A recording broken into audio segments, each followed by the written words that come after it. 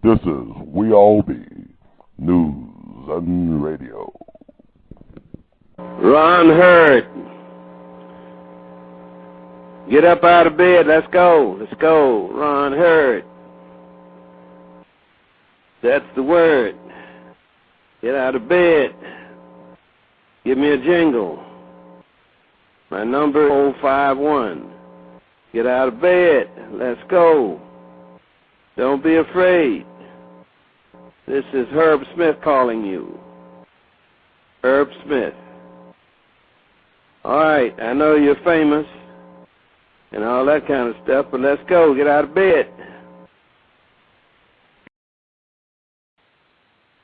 And that was the late, great Johnny Ace with his posthumous hit, Pleasure My Love, which came out after he passed away at the tender age of 25 from a self-inflicted gunshot wound. Probably one of the worst tragedies in American music history. And this is your host, the artivist, R2C2H2, and welcome to another wonderful, informative, edutaining edition of We All Be Radio. And tonight's topic, of course, is remembering the late, great Johnny Ace, rock and roll's first star and casualty, with our featured and honorable guest, the Dr. James Salem, who is the author of probably the best source on the late, great Johnny Ace. I mean, it's one of the best books I read on anybody as far as a musician's biography is concerned. He is the author of the late, great Johnny Ace and the transition from R&B to rock and roll. He is a wonderful professor of American Studies at the University of Alabama. This guy, no doubt, has great taste in music and pop culture. And it's just an honor to have him on. Is Dr. James Salem, are you there? Hey, I'm right here. Welcome to We All Be Radio, sir. It's truly an honor, like I said before. I think you did an extraordinary job on really capturing not only the mystery of who was Johnny Ace, but also the environment that created such a person in the first place. Welcome to the show. Thank you. I appreciate your comments. And I'd like to ask you, first and foremost, what got you started on Johnny Ace? Why did you pick a book to do about Johnny Ace?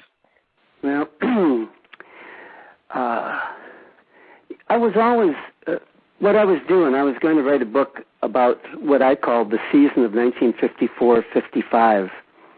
And it's that, like the school year, 54-55, that starts like right after Brown versus Board of Education and ends around the Montgomery boycott.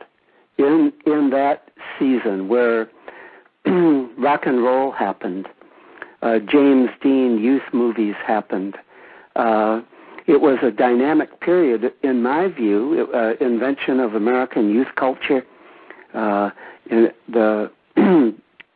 rock and roll breaking out, black artists breaking out into the white mainstream. That was my intention, and I thought that what I would do is write the middle chapter first. Mm-hmm. And if you're doing 54-55, then the middle is like December 54, January 55, and that was going to be my Johnny Ace story. But then he just took over the whole. I never did write that other book. I just wrote this one. Wow. I mean, go ahead, sir. Sorry. I was lucky to get that inquest proceedings of his death. Nobody had ever seen that before. That was they were in cartons or crates in some warehouse in Houston, and I'd been trying to find everything I could about him. I went to Houston many times, and the secretary for the Justice of the Peace in that jurisdiction took mercy on me, and after I came back home to Tuscaloosa, she talked her boss into going to the warehouse, and they found those old files, and she sent them to me. Oh, wow. How was it to get those files in your hand? I mean, the actual files were sent to you? Well, they were photocopies of the originals, but I thought I'd died and gone to heaven. And most of those are in the book of the inquest and the depositions from Big Mama and the other people in the room. But that was finally proof of for example, when he died, because everybody's always making him die on Christmas Eve. Right. Because that sounds a little more, I guess, pathetic. But then, of course, it turns out that it was Christmas night when he killed himself backstage in that North Side dressing room at Houston City Auditorium. Now, I know you did a great job of, I guess, capturing the spirit of the times. I mean, describe how, to me, in the book, you did a great job, because when I tell people about Johnny Ace, a lot of people don't know, of that age, don't know who he was. But when I tell them that, in order to get Johnny Ace, you had to book B.B. King and Bobby Blue Band and his own acts. They'll let you know what type of star he was. Can you just tell us, what, the magnitude of a guy like that dying that young? Go ahead. No, well, Hank Williams died about 2 years before that. Right. He was a little older. He was 29. But that's real old right there. But country music had a fit over that kind of loss. Mm-hmm. Williams was about as self-destructive, or maybe even more so, than Ace was. But the thing about Johnny Ace, to me, the sad part of the story is that he got right to the top of the mountain, and then he could not survive to make the big money that was coming when all of a sudden rhythm and blues turned into rock and roll. Mm. And black performers got on the big white radio stations in heavy rotation, and they were going to get on television. They were going to get in the biggest clubs and venues in the country, and they were going to make some big money finally. But this guy just made the little money. Hey, you did a great job of describing the life of a musician. I guess they worked the Chitlin Circuit, a black performer. Right. Like you said, a one-nighter sometimes would be like 800 miles apart. I know there are. You yourself, right? I know that was just incredible, and I got most of that. Johnny Ace never sat for an interview. Mm. Nobody ever did an article on him. Not at the time. There were even very few photographs of him. But I talked to a lot of people who knew him, a lot of people who were involved with him, and then I read everything I could about those people who were doing what he was doing at the time. And the best account of being on the road as a black performer is Charles Sawyer's book about B.B. King. Mm. Now, I do make some distinctions in the book about the difference between King and Ace. B.B. King was, he was like a plantation owner. He had a bus. He controlled the bus. He hired the band. He fired people. Mm-hmm. He was in charge of everything. When things went bad, he had to fix it. He was the man. Mm-hmm. And Johnny Ace was just the headliner. Wow. And who just did his thing and didn't have any responsibilities, probably because he couldn't have fulfilled any. But he was an altogether different guy. But I think that, like calendar 1954, he could have performed as many as 350 to 60 one-nighters in that year. He had no home. He never did have a home once he left Memphis. And it's funny, like you say all this, and he was just 25 when he left this world. I keep on thinking about the people who were at 25. What if Duke Ellington died when he was 25? Nobody will remember Duke Ellington. I know. Or Miles Davis or Quincy Jones or none of those guys. Everybody's best work came a whole lot after that, didn't it? Yes, sir. And also I was thinking about, because when I was reading his story about his how he grew up in a Kojic home, and his father was a minister, mm-hmm. and I was thinking about how it parallels, Sam Cooke's life, who also, he's from the Delta. Sam Cooke's from Clarksdale. His father was a minister. And it seemed like, Johnny, he just totally rejected that lifestyle once he grew up, whereas Sam Cooke, he actually started in gospel music and then crossed over. What do you think about I mean, they both ended up dying tragically young. Yeah. And Sam Cooke had a chance to really cross over. You think that Johnny Ace, if he had lived a little longer, would have been as big as Sam Cooke or Ray Charles when they crossed over? Well, you know, I really don't know because so much of his popular reputation rests on "Pledging My Love," and so much of "Pledging My Love" rests upon the fact that he died playing so carelessly with his life. I mean, there's a kind of romantic image of the musician, especially the black musician, I'm afraid to say it, in white culture. Yeah, you see it in rap even. I mean, I look at Biggie, the Notorious B.I.G. or Tupac. I mean, you see it today. Yes, you do. You do. So, you know, whether he had the stuff, whether he was going to stick, you know, he was depressed, he was fat, he had his hair conked. It didn't look like he was doing very well in that the period, say, 3 or 4 months before his death. And he was being, man, this guy was, he, as they say, he was rode hard and put up wet, playing so many one-night stands. But that's how they did it in Houston with anything to do with Don Roby. He was never going to give him any money out of record sales or royalties or songwriters or anything. If they wanted to have a life, if they wanted to make a living, all of his people had to make it on the road with personal, with live performances. That's how the system worked. And it kept them away from him and out of his hair, and it gave them some money to live on, but essentially they were having to hustle it on their own. I mean, it's incredible because, you know what, I said Sam Cooke earlier, but obviously Sam Cooke had some business sense because he owned his own publishing. Yeah. And unlike, you know, what Johnny Ace went through, I just wanted to ask you as well. I think it's interesting because let's see how he started off. I know I'm stationed in Memphis as we speak, and we know Johnny came out of Memphis. He went to Booker T. Washington. Memphis has such a mythological place as far as American culture is concerned, not just black culture, but also if you think about the fact that Tennessee Williams did his first play in Memphis.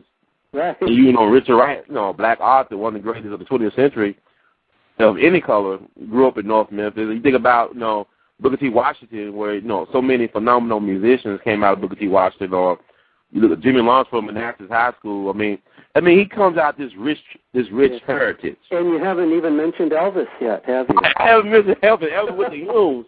And I mean, I'm asking this: what effect did Johnny Ace have on Elvis? Did he have any type of influence over Elvis? I know that. Look, I can't prove it.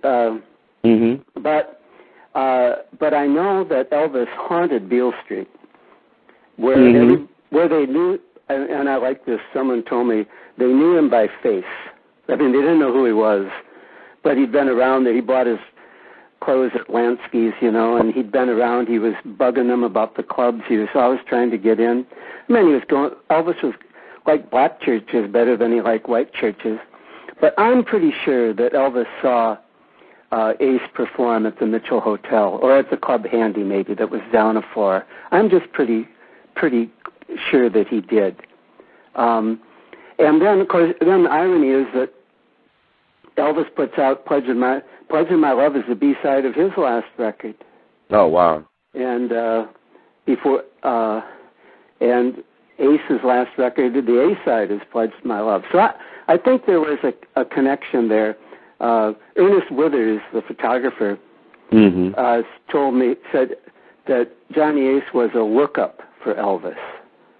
I mean, it's somebody that he had to have been fascinated by and with if he were interested in music. And he, I forget how much older he was, 8 years or 10, I forget now.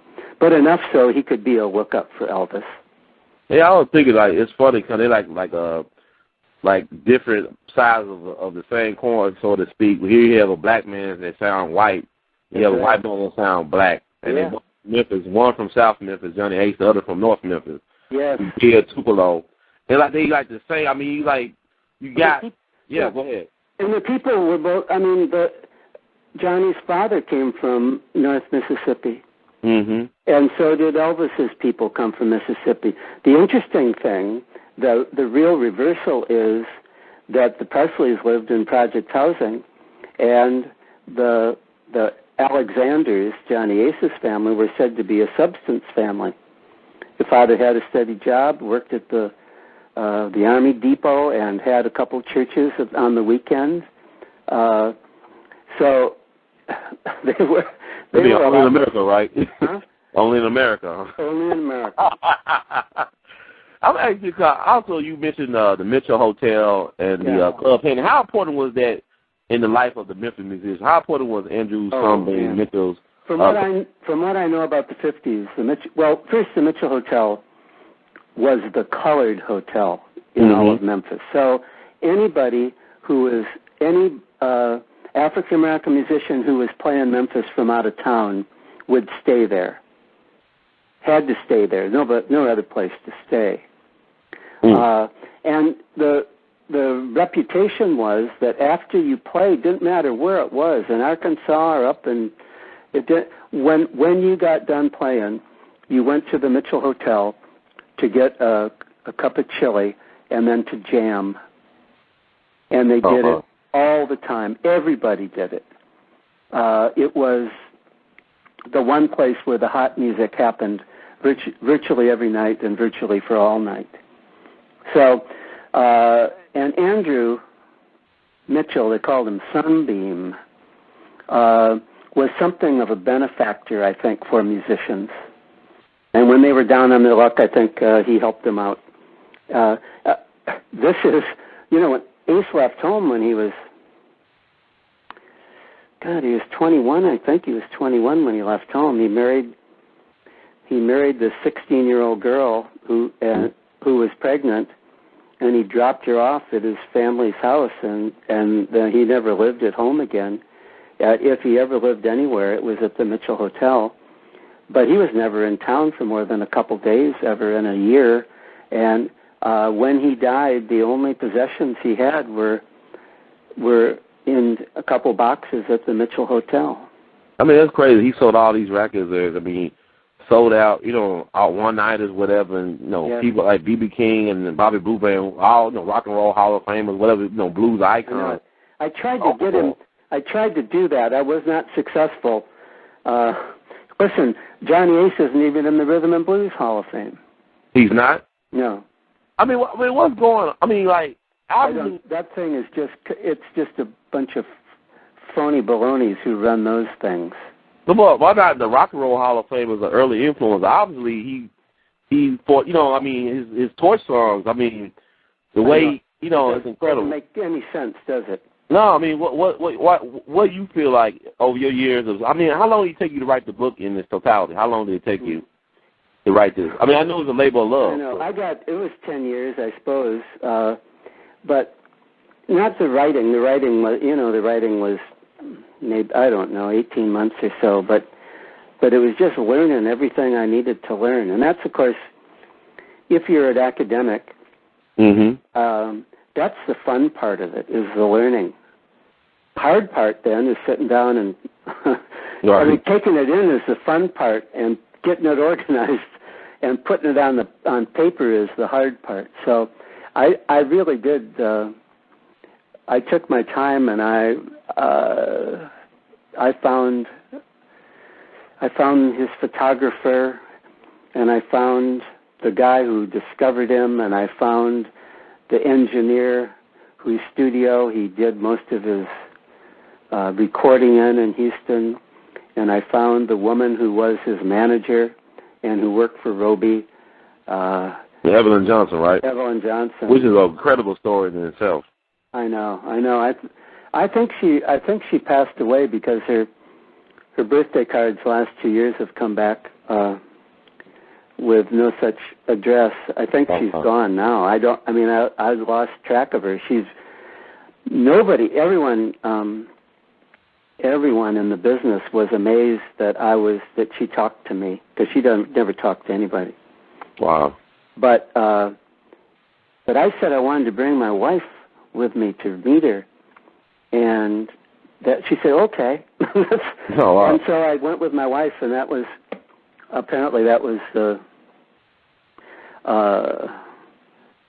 the magic bullet to get her cooperation. That was actually like something. Let's talk about.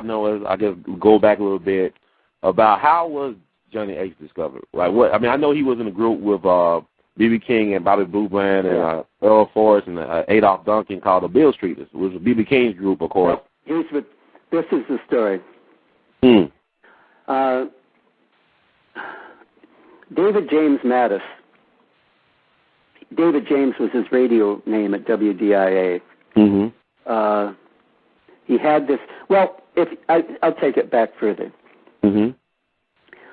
When B.B. King comes to Memphis for the second time, and he lucks out, he gets a personal appearance, and then he gets a radio show on WDIA.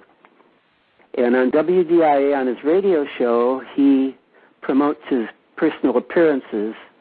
And then when he goes to play the clubs, then he promotes his radio show. And pretty soon he has a level of popularity that makes it necessary for him to have a supporting group and not just be playing guitar by himself. Right.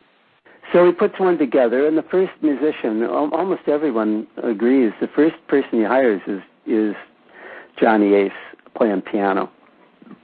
And pretty soon he has a quartet. But then what's his hit? He's got a big hit in 51 or 52. 3 O'Clock Blues, could it be? Anyway, he gets launched into the national scene, and so he leaves Memphis. And Ace essentially inherits that band. Okay? Mm-hmm. So David James is getting them together, and they're going to do some sessions. He's WDIA at the time has to go off the air, I think, at sunset. Mm-hmm. So the studios are available in the evening. James wants his group to put out a song, and he's got these words that he gives Bobby Bland to learn, and they come back, and Bland hasn't learned them because he can't read. Oh, wow. So James is angry about that, and so he gets Ace to do it. And that's, we're talking about My Song now. And those are David James's lyrics, and what Johnny does is take a Ruth Brown song, So Long, and using that same chord progression. It's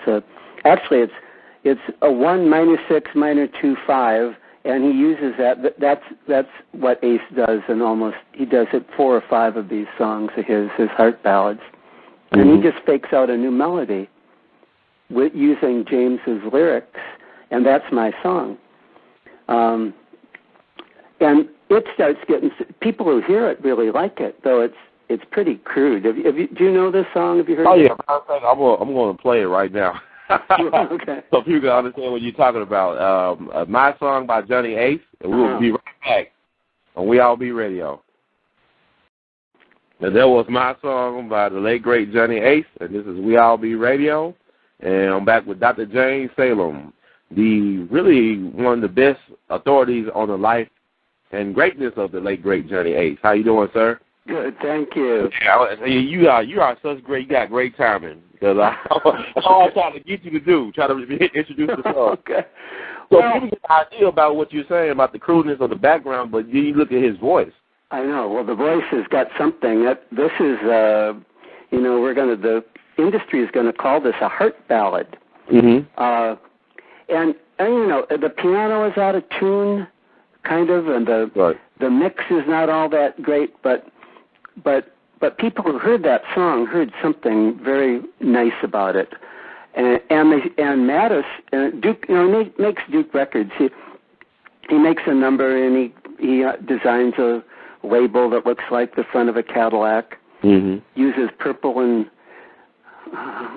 gold because those are royal colors, and there's already he finds Duke, he can't use King, he can't use Queen, right? Because all those are taken. So he makes up Duke, and the record has some success, but this was what every entrepreneur, independent record company faced in that period, and that is, if they had a success, then they went ahead and produced more records, huh? But the fact was they weren't going to get paid for them. That was the problem. It isn't that they couldn't distribute them. You couldn't get people who would sell them. You just couldn't get people who would pay for them. And that's what happened to Madison. All of a sudden, he's got $5,000 in this thing, and he knows he's got something going, but he can't hang on. And he gets talked into sharing his business by taking on a partner, and that's Don Roby from Houston, who owns Peacock Records. Roby is a pro. And in fact, it takes Roby about 3 weeks, I think, or maybe less than that, to start promoting my song, to get it. He knows how to advertise on Billboard. He knows how to get to the territories. He probably knows what DJs need to be paid off.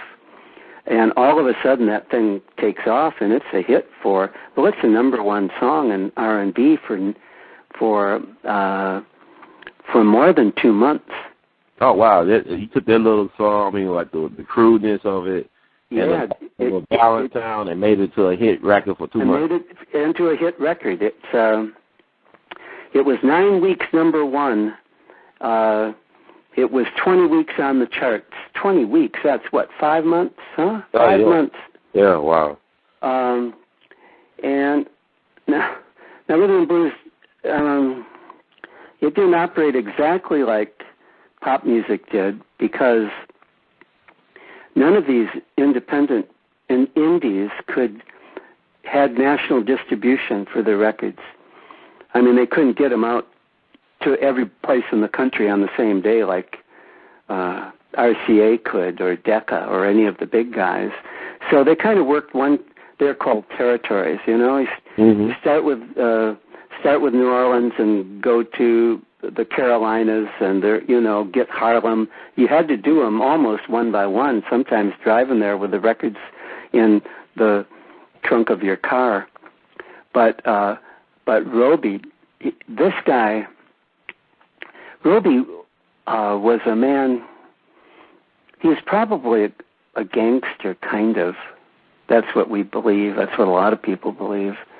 But he had such great sense of class, and he wanted black music to have to be classy. He didn't.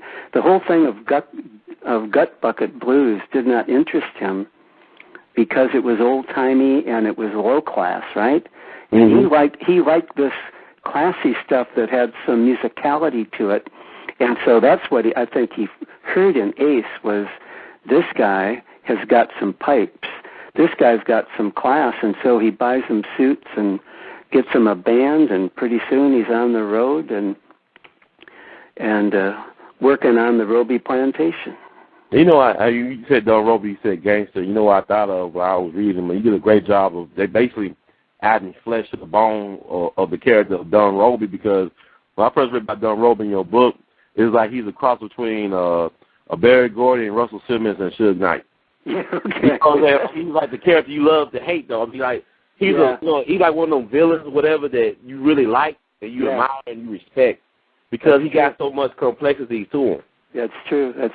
He's of course, it's interesting that now he predates Gordy by about 10 years, or maybe a little bit longer. But Barry Gordy had the kind of operation that Roby would have loved. It was so classy, Gordy sent the boy groups off to dancing school, and he sent the Supremes off to practically a finishing school so they could learn to be a lady. And cross their legs right and hold a drink and a cigarette.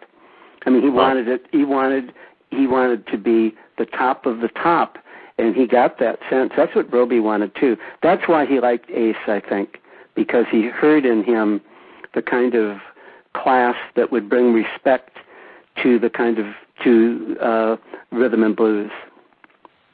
Yeah, it's funny because we think about the era they was operating in. I mean, there's no Twitter, there's no MySpace, no internet, no doubt. But at the same time, they was able to make a way when there was no way. When R&B was considered on a lower rung of really of the music industry. It's kind of like how rap was in the 80s where MTV would not even play a rap video. That's true. And now you look at the culture, it's all dominated by hip-hop culture. That's true. Well, rhythm and blues was, when Roby started out, it was black music in a black style with black performers for a black audience. And the venues were black. Okay? I mean, he didn't, white people didn't know about Ace until Pledging My Love. Really? I mean, but all black people knew about him. My God, he was in your town. He was in this town, in Tuscaloosa. He was in everybody's town. Right. And he had played some of those gun games in towns. That's what, there's a big, the people at the Cleveland Call-and-Post wrote articles about the girls in Cleveland who were just shaking in their boots because they had been in hotel rooms with Johnny when he was playing with that gun when he was in Cleveland. He was 22, right? He had a 22. 22, yeah. Let me ask you this, though. You think he really was was he suicidal or was he just... No, he wasn't suicidal. Okay. And there's a term for this I learned, and I don't know they're called equivocal deaths. Equivocal. And almost all these deaths they looked at a bunch of deaths where mostly where men shot themselves, and always it was to impress a girl, or win a bet, or had something to do with being manly and being living on the edge. So I think he did not mean to kill himself. I know he didn't, and that's why there were such stories. I mean, it was when I started looking into Ace, almost everything written about him was wrong. I mean, there were allegations that Roby had him killed. I heard that. That's the one I heard. Yeah, right. He had him killed. The guy, he didn't have anything in the can. Why? If you're going to have him killed, I think you'd stock up on his material. Right. And all kinds of all such nonsense like that, or that someone sneaked in and put a bullet in his gun, and that was bogus too. I mean, if you start playing with guns the way he was playing with guns, you can get hurt. Right, and you know what? I was reading especially if you're drunk. Right. So was he drunk? I mean, they did a toxicology report. Was it possible back then to do a toxicology report? I don't think that was not part of the autopsy. I don't believe. But there were pint bottles of vodka all through that dressing room, and he was said to be drinking heavily that night. Now, I know I read an account from one of his band members, Curtis Tillman, I guess his blues guitar great. Curtis Tillman, he was there that night. He said it wasn't Russian roulette. A lot of people said it's not Russian roulette. That he actually was checking his gun to see if there was any bullets. I mean, he was like, it wasn't like he was trying to kill himself. Like you said, he was not trying to kill himself. But he said in your account, you had from Johnny Otis, from what people told the great Johnny Otis and Big Mama Thornton, from what I read in your book, is that when the gun went off, that he was so shocked that his hair stood up. Yeah, that was the story. That's Evelyn Johnson said that, and some other people have said that his hair just shot right up. I don't know if that's possible. I guess it's a little bit. It could have happened, I guess, but see, he didn't really. I mean, we think of Russian roulette is spinning the chamber, right, and putting the gun to your temple. But he didn't do that. He pointed the gun at people and then clicked it. That's what he did all the time. And he had a way of I think, of knowing where that bullet was, but whether it was safe to do that or not. It offended a lot of people when he put that gun to their face and clicked. I bet it would. You're right. I mean, it would fit me. I mean, I don't like guns per se, but I mean, you point a gun at somebody, you know, it's like you didn't think about the gun in your face. You didn't think about nothing else. Yeah, and one of the stories. Now, it wasn't in the deposition. It wasn't in the official papers of his death. Was it? I think it's Joe Hamilton, the piano player, and he was in the dressing room with his girlfriend. And Ace clicked that gun at her, and he said, "I don't appreciate that. Why don't you just click it on your own damn self?" Mm-hmm. And he said, "Well, I'll show you that it won't shoot." And so then he pulls the trigger. And interesting, his girlfriend, Johnny's girlfriend, got her forehead to his forehead on the other side. Wow. Because it was a 22, though, it stayed in his head, right? It did not exit. That's right. Mm-hmm. I mean, man, wow. Talking about luck of the draw right there. I was able to talk to Olivia Gill, because I was just intrigued by the story she was giving to the black press at the time. Yeah. I mean, were you able to talk to her? Is she still around? I tried to find her. I never got close. Wow. And I didn't know if she were alive or not. I had absolutely no clue. I tried and tried. Nobody knew who she was or where she was. So I never got that story, but she was, she was courted by the black newspapers for a little bit after that. Right. And there's a picture of her in one of those papers, I don't know, Pittsburgh, or I think it's Pittsburgh Courier, in a bathing suit. But then she disappears, and everybody forgets about this, you know. But it's amazing that, you know, the white press, you know, the fact that when they had this funeral on January 2nd in Memphis, that almost 5,000 folks showed up for that. Yeah. The white press did not cover it at all because it was a black, you know, just another black thing or whatever. Because it's a black story, that's right. I'm saying that's a big story for anybody, right? You got 5,000 folks show up to your funeral. I know it. Well, it's almost as big as Boss Crump's funeral in Memphis. But, right. Now the white papers in Houston covered the story, but not the white newspapers in Memphis, and it's just kind of sad. But you have to remember, in those Jim Crow days, well, there are two things I want to say. One is, in those Jim Crow days, that was the perfect environment for an entrepreneur like Don Roby to make his fortune dealing in black music for black people. Because it was a self-contained culture. And he knew it, he knew what he was doing. He knew what the parameters were. That's really all he had to deal with, black institutions. There are those. Nelson George is always, not always, but in, I forget the name of his book, he mourns the two things that integration lost for African-American community. One was black baseball. Right. And the other was rhythm and blues, which was black music for black people.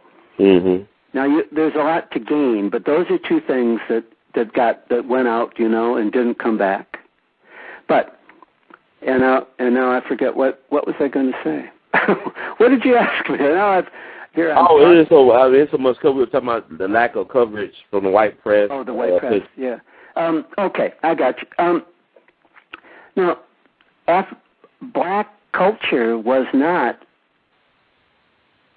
in white people's consciousness in the mid-50s. Not yet. Right. Not until Dr. King. And then, all of a sudden, and this was my interest in the season of 54, 55, black people, they were playing baseball. They were on television. They were coming out your radio. There were heroes in the black community people picked out by black people that white people knew and admired and respected. It was in the movies. It was everywhere. All of a sudden, it was everywhere, and it was on the news. You know, that's the time when that civil rights movement starts,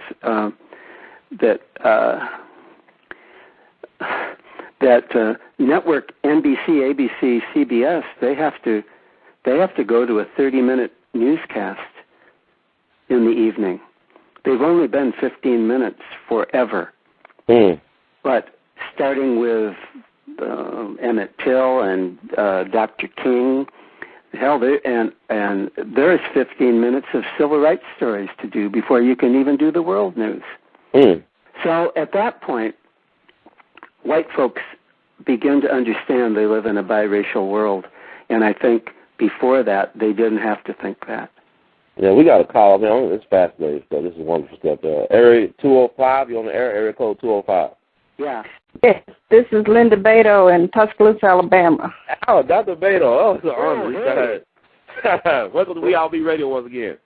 Well, I'm thoroughly enjoying your show and the comments that I've heard, and I'm not an expert in music, but I love good music, and I just want to share with the listeners that when you do, the young lady said it earlier, taking the time to do a good job, taking the time to write really good lyrics and write from the heart and put your soul into your work, that at every point you're doing your absolute best, then it's going to transcend the racial line and it's going to transcend color because people love good music.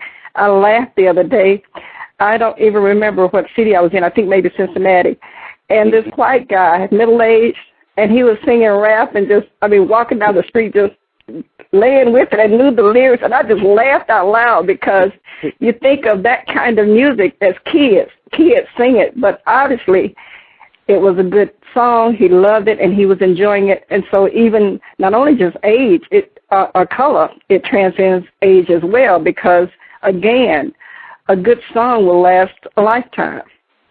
So not only a lifetime, it go beyond the writer's lifetime, and I think you're going to talk a little bit about that when we talk about the history of That's very true. Writers. In Mississippi, Memphis, I've been there.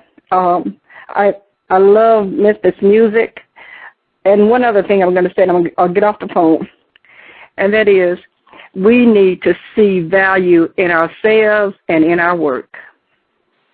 And if we value what we do and we do a good job, it's going to go places.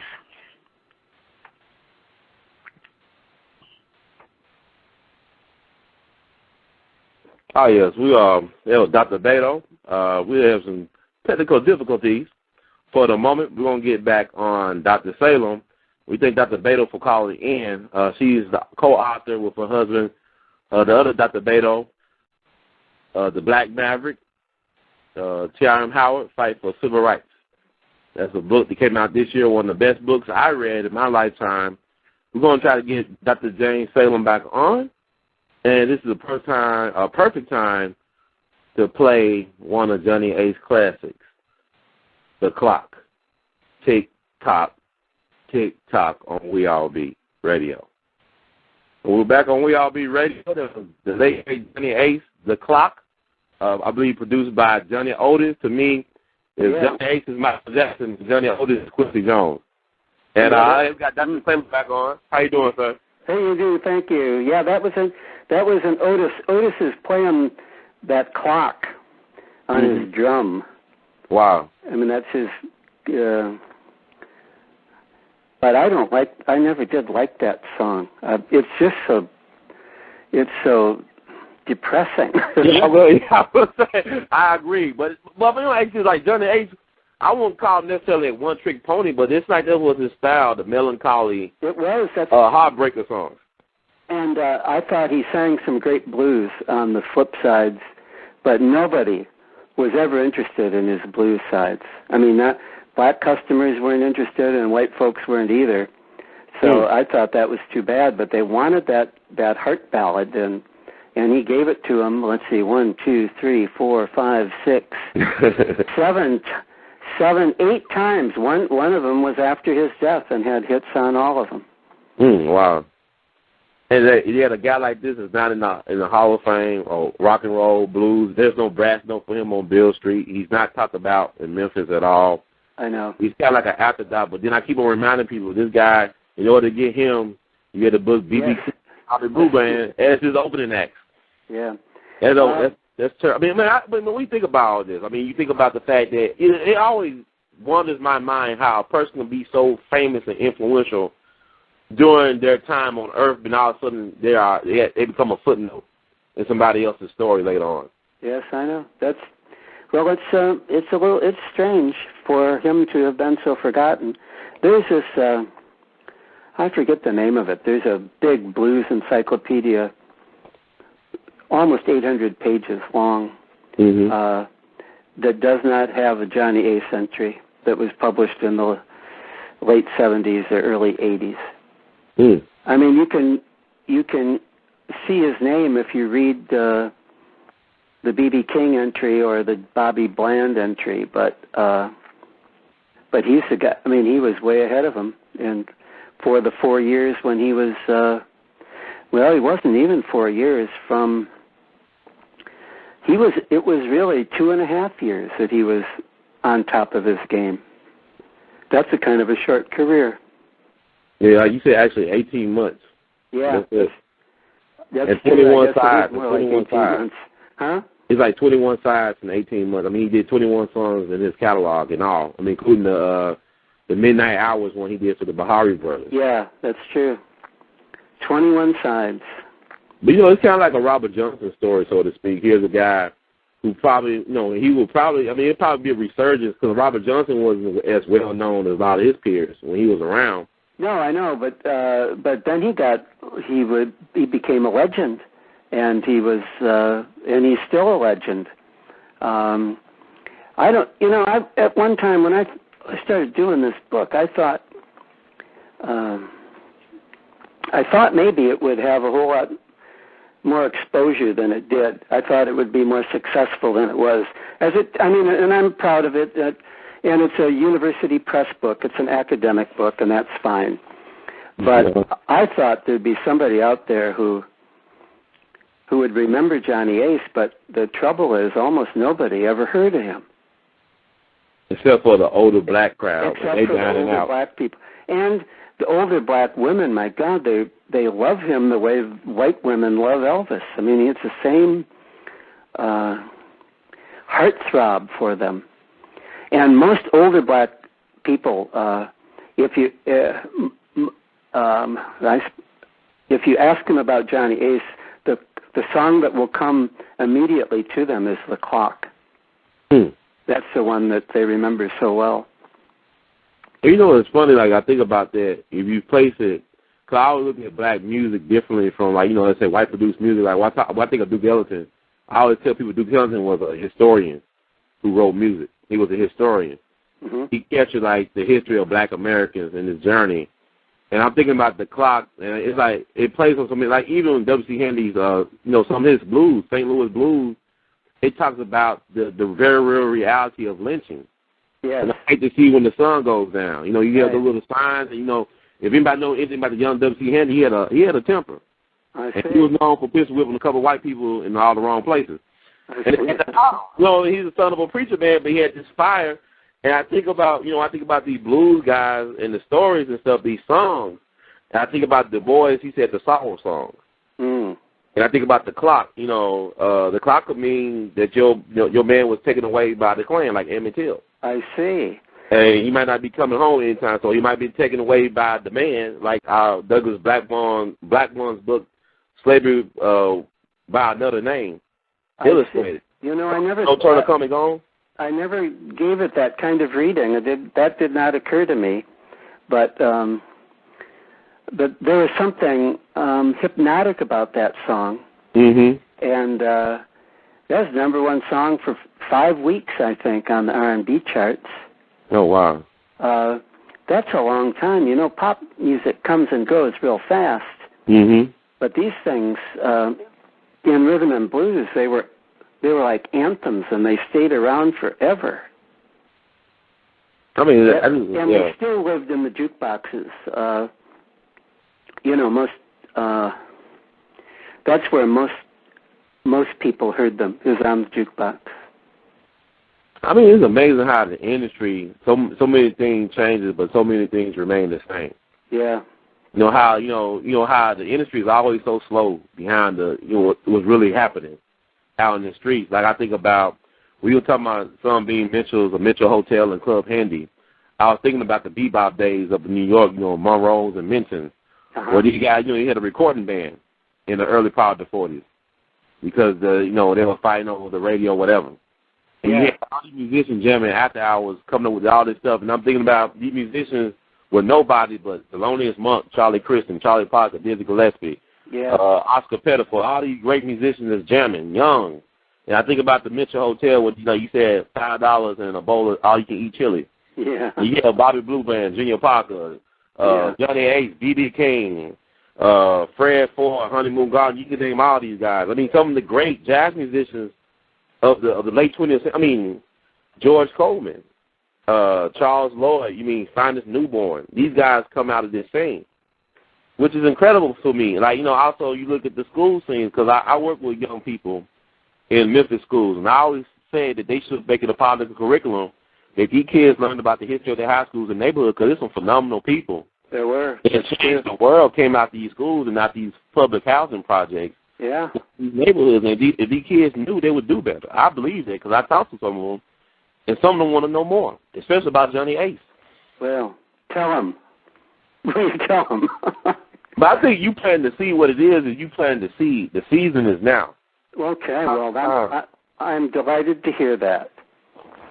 Because we're approaching his, will it be the 55th anniversary of his death this year? Is it the 55th anniversary? December 2009, he died, December 25th, 1954? 54, this will be... The 55th year?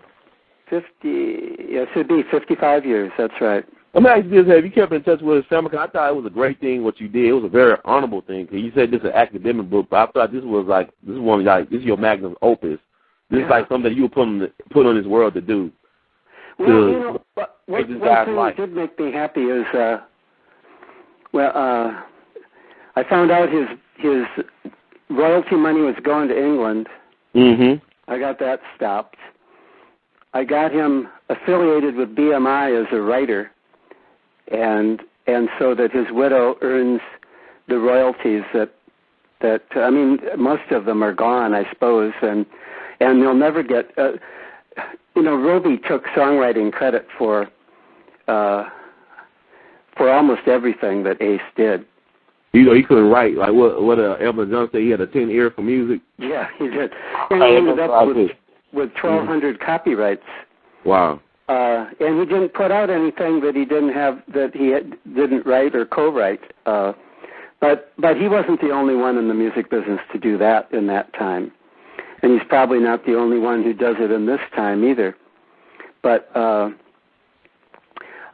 I thought, and I like that. And then there was all this fraud. I mean, you should hear what they tried to say that Johnny Ace. They found a song of his called "I Cried," and it's just a monstrosity. I mean, he couldn't have performed that song if you had been pulling out his fingernails with pliers. Oh, wow. And so I got that, and then there's a phony telegram that announces his death, 22 hours before he killed himself. And there were some things I was able to do for his widow and to do for his reputation that I'm proud of. I'm just sorry I never got him in the Rock and Roll Hall of Fame or even on the R&B Hall of Fame. It's coming. I think you kind of like what Johnny Ace did for Elvis. You like the John the Baptist. Yeah. You spreading the gospel. You laid the groundwork for the gospel to happen. Okay. I really believe that because I'm gonna tell you something. I'm glad that you wrote what you wrote because I knew it was a passion for you because the way you wrote it. I knew this guy was important. Not necessarily it's like what Dr. Beto said. It's the songs. You know, because songs, like, to me, like the soundtrack of our lives, because I don't think Stevie Wonder is a great singer, but, boy, he can write some songs. Yeah. He can write some. He's not a great singer. Even Barry Gordy said that. But he can write a song. Yeah. Boy, could he write a song. And I always appreciate folks, regardless of what their medium is, who have the ability or gift to tell a story. Whether it be country music, whether it be through painting or writing a novel, if you got the ability to tell a story, that's power to me. The ability to create character. I mean, because it takes a lot of imagination. Because you didn't have, I mean, the guy only lived for 25 years, so you had to have an imagination as well as some sensitivity and some empathy to put forth the thing. Because I know I do work to try to record people's histories. A lot of our black elders, I mean, black culture is an oral culture. Yeah, it is. You know, that's the problem, you know, when you're dealing with, I mean, Western society deals with, you know, notation. They'll make things important. They'll make classical music classical because it's written down.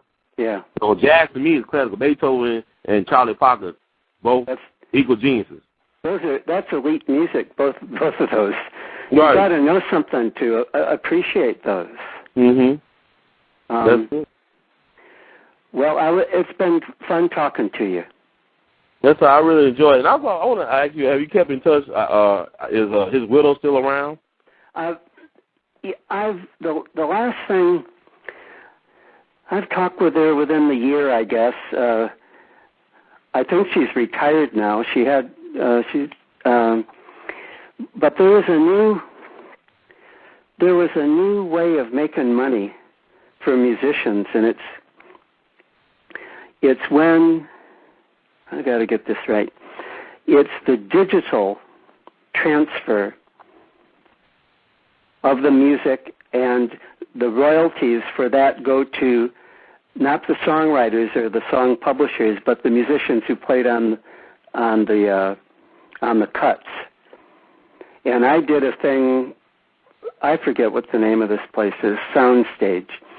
I went back and found every side, that Johnny Ace played in. It was all his records, and then, of course, Midnight Hour's Journey, and he played for the Beale Streeters, and there are all kinds of sides, and she's getting royalties from that. So that's the last conversation I had with her, is setting her up to get to do that. Wow, so it is poetic justice. I know she couldn't have Johnny in life. She could have the fruits of his genius in death, where he was able to leave, and that's awesome. I'm glad to see that happening or hear about it. Well, good. But Dr. Salem, it's an honor to have you on. In the words of the late, great Duke Ellington, we love you madly here on We All Be News and Radio. And you got anything else you want to add before we let you go? I don't know. I do appreciate the interest in Johnny Ace, and if the city of Memphis ought to be proud of its history, especially its musical history, and Johnny Ace is part of that. And this rhythm and blues that Charles Keel called it the Memphis synthesis, that stuff that Ace was into, and that is that was the rhythm and blues that really took over the industry in the 1950s and led to rock and roll. I think there's no question about that. So Memphis ought to be proud to have such a fertile place for musical talent, both black and white, and I'm glad to have been a little part of telling that story. Well, I look forward to meeting you one day at the Rock and Roll Hall of Fame. Okay. We'll get together then, huh? Yes, sir. I appreciate it. I think it's not a question of if, it's only a matter of when. Okay. I think everybody should read The Late Great Johnny Ace by Dr. James Salem. You can get it on Amazon.com. It's The Late Great Johnny Ace and the transition from R&B to rock and roll. And, you know, I'm just fortunate, sir, to be talking to you, and I thank you for inspiring me to continue to keep up the good fight. Thank you so much. Thank you. Take care. Good night. Good night.